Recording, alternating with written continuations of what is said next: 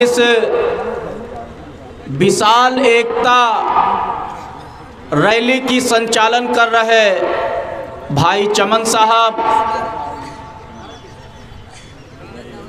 मंच पे उपस्थित मंचासीन राष्ट्रीय उलमा काउंसिल के कमांडर्स और राष्ट्रीय उलमा काउंसिल के तमाम क्रांतिकारी सिपाहियों को नूरुल हुदा का क्रांतिकारी सलाम। आज बात कहां से शुरू किया जाए ये समझ में नहीं आता, इसलिए कि कश्मीर से कन्याकुमारी तक दर्द बेचारा परेशान है। कश्मीर से कन्याकुमारी तक दर्द बेचारा परेशान है, कहां से उठे? एक दो जख्म नहीं, सारा बदन है छल्ली। हम अपनी बात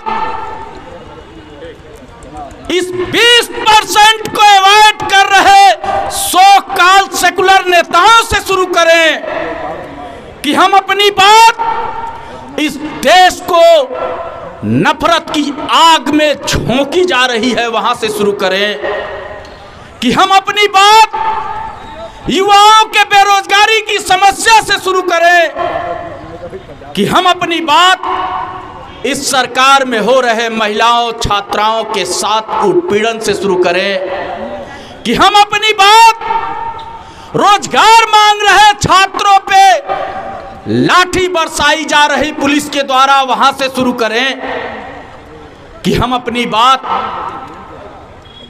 किस जुल्म और ज्यादती से शुरू करें। लेकिन चलिए, वक्त कम है, मैं बात शुरू करता हूं राष्ट्रीय उलमा काउंसिल के मकसद से, उद्देश्य से। राष्ट्रीय उलमा काउंसिल चाहती क्या है? राष्ट्रीय उलमा काउंसिल नई सुबह चाहती है, नई शाम चाहती है, जो हवा का रुख बदल दे वो निजाम चाहती है। राष्ट्रीय उलमा काउंसिल इत्तेहाद की आज दावत देने के लिए आई है। राष्ट्रीय उलमा काउंसिल हिस्सेदारी को लेने के लिए आई है और ताबेदारी को छुड़वाने के लिए आई है। अब बात ताबेदारी की नहीं होगी, अब बात हिस्सेदारी की होगी। ये 9% वाले समझ गए कि बताओ? समझ गए? ये अखिलेश यादव अभी 4 दिन पहले इन्होंने बयान दिया है कि हम किसी मुस्लिम दल से गठबंधन करने वाले नहीं है, ये हमारे पार्टी का फैसला है। 9% में से अलग होकर के उनके चाचा शिवपाल यादव ने पार्टी बनाया, उनसे उन्होंने गठबंधन कर लिया। 2% वाले जनवादी से गठबंधन किया, 3% वाले राजभर से गठबंधन किया, और तमाम गठबंधन के बाद अभी 17% पहुंच रहे हैं और कह रहे हैं कि हम बीजेपी को रोकने के लिए आए हैं। बीजेपी को रोकने के लिए 28 से 30% वोट चाहिए। कैसे रोकेंगे? अरे हमारे योगी बाबा तो ऊपर से भगवा पहनते हैं, अगर इनका पैंट उतार कर देखो तो नीचे ये भगवा पहनते हैं। 21वीं सदी का ये कैसा इनकलाब है? जिस्म है नकाब में, चेहरा बेनकाब है। बेनकाब तो असलर मौलाना आमिर रसादी साहब करेंगे, डॉक्टर अयूब साहब करेंगे, शमीम साहब करेंगे, लेकिन कुछ पोल हम भी सोच रहे हैं कि खोल दे, खोल दे। तो साथियों, मैं बताना चाहता हूं कि राष्ट्रीय उलमा काउंसिल वो तहरीक है, राजनीतिक दल के पहले एक वो मिशन है। इस तहरीक को बाकी रखने के लिए अब आप नौजवानों को 1 मीटर का झंडा और 2 मीटर का डंडा लेकर के सियासी मैदान में निकलना होगा। और मौलाना आमिर रसादी के नेतृत्व में अब ये हम तय करेंगे कि तुम हिस्सेदारी दोगे।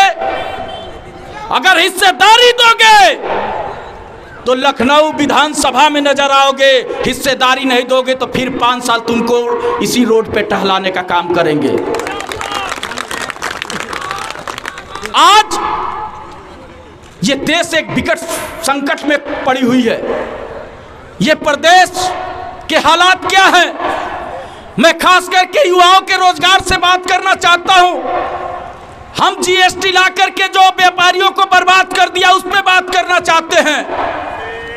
हम आपके शिक्षा संस्थानों की बात करना चाहते हैं। हम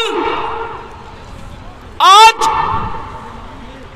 नौजवानों की, मोदी जी कहे थे कि हम आएंगे तो 2 करोड़ हर वर्ष युवाओं को नौकरी देंगे। युवाओं नौकरी मिल रहा है कि नहीं मिल रहा है? अरे अगर इस देश को बचाना है तो साथियों, इन्होंने कहे थे कि हम काला धन वापस लाएंगे। पूरे विश्व का काला धन जो जमा हुआ है इधर 2014 के बाद, किसी देश का 3%, 5%, 7%, लेकिन हिंदुस्तान का काला धन दूना हो गया। 800 करोड़ था तो 1600 करोड़ हो गया है। हम बात इस पे करना चाहते हैं।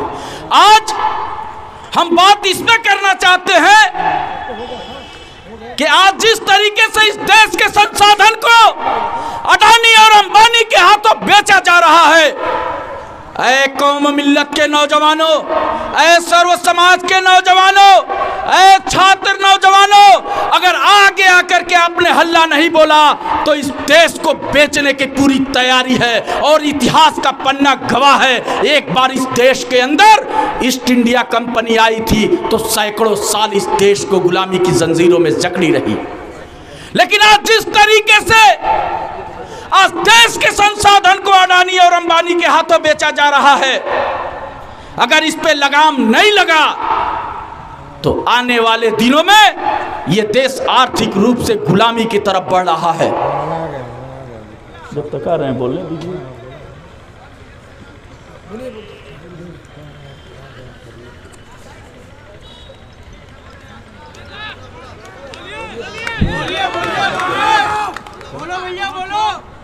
साथियों, सहयोग आपका, संघर्ष हमारा। सहयोग आपका, संघर्ष हमारा। हर जोर जुल्म के टक्कर में संघर्ष हमारा नारा है और बीजेपी को रोकने के लिए आपका सहयोग ही सहारा है।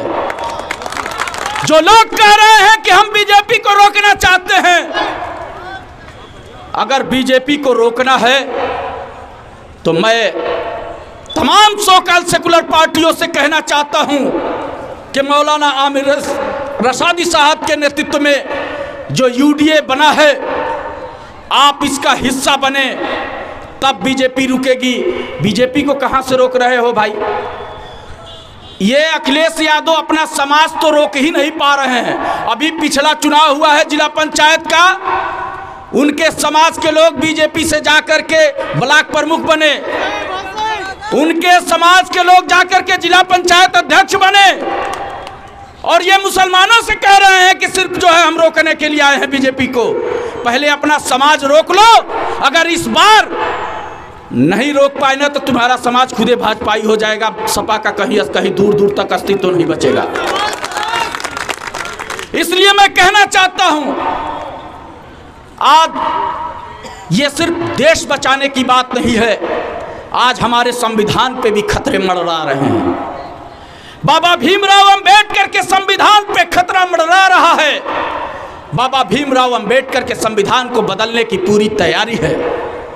इस देश के अंदर लोकतंत्र की जो धज्जियां उड़ाई जा रही है, कानून को जो धज्जियां उड़ाई जा रही है, इस देश के अंदर राष्ट्रीय उलमा काउंसिल चाहती है कि कानून का राज चले। यहां किसी योगी और मोदी की तानाशाह की राजनीति नहीं होगी। अब इस देश के अंदर बाबा भीमराव अंबेडकर के संविधान की बात होगी। जो हमारा फंडामेंटल राइट्स है, जो हमारा मौलिक अधिकार है, जो हमारी हिस्सेदारी है, जो उसको देगा बात उसकी होगी, वो सरकार में रहेगा। जो हमको 20% को इग्नोर करके अब ये चाहे कि कोई सरकार में बैठ जाए तो ये नामुमकिन है। अब हमारा, कल तक हम समाजवादी के झंडे का डंडा बना करते थे, बीएसपी के झंडे का डंडा बना करते थे, कांग्रेस के झंडे का डंडा बना करते थे। हम बीजेपी के भी अब झंडे का डंडा बनने का काम जो कर रहे हैं, नहीं नहीं, शोषित, वंचित, मजलूम, कमजोर, नौजवान, बेरोजगारी के मुद्दे पे अब वोट होगा। अब हम एक होकर के हम उन नौजवानों को मुत्तहिद करेंगे। आप देखें सीएए एनआरसी आया, सीएए एनआरसी के मुद्दे पे हमारे साथ कितना जुल्म ज्यादती हुआ। सीएए के मुद्दे पे यहाँ कोई भी राजनीतिक दल बोलने का काम नहीं किया। सीएए के मुद्दे पे अगर कोई राजनीतिक दल बोलने का काम किया तो उसका नाम मौलाना आमिर रसादी है। वो शाहीन बाग से बोला, वो जामिया से बोला, अलीगढ़ मुस्लिम विश्वविद्यालय से बोला, देश के कोने कोने से बोला। उसके बाद अगर कोई बोला तो छात्र नेताओं ने विपक्ष का रोल अदा किया। और सीएए एनआरसी के मुद्दे पे अगर कोई जेल गया है बड़ा नेता तो उसका नाम है मौलाना आमिर रसादी साहब। तमाम 19 लोगों ने जेल के सलाखों के पीछे सीएए के मुद्दे पे गए। आपके बेटे के ऊपर 25,000 का इनाम घोषित हुआ, लेकिन आपका बेटा न जेल के सलाखों से डरा, न पुलिस की लाठी से डरा, लड़ता रहा। और हक की लड़ाई, राष्ट्रीय उलमा काउंसिल एक ऐसी फैक्ट्री तैयार कर रही है जहां से सांसद, विधायक और नगर पंचायत और नगर पालिका पैदा करेगी, जैसे सपा, बसपा, कांग्रेस और भाजपा पैदा करती है। इसलिए साथियों, अब झंडा भी आपका होगा, डंडा भी आपका होगा, कायब भी आपका होगा। अब जो आपके हक हुकूक की बात करेगा वो सत्ता पे राज करेगा। अब जो अवॉइड करेगा उसको सत्ता से बाहर गली का नगारा दिखाना पड़ेगा। इसलिए साथियों, मैं आपसे ये कहना चाहता हूं कि ताबीदारी छोड़ो, हिस्सेदारी की बात करो। अब हमारे बीच में शेरे हिंद मौलाना आमिर रसादी साहब आ रहे हैं। मैं चाहता हूं कि निज़ाम कुहन बदल डालूं, मगर अकेले मेरे बस की बात नहीं, मगर अकेले मेरे बस की बात नहीं।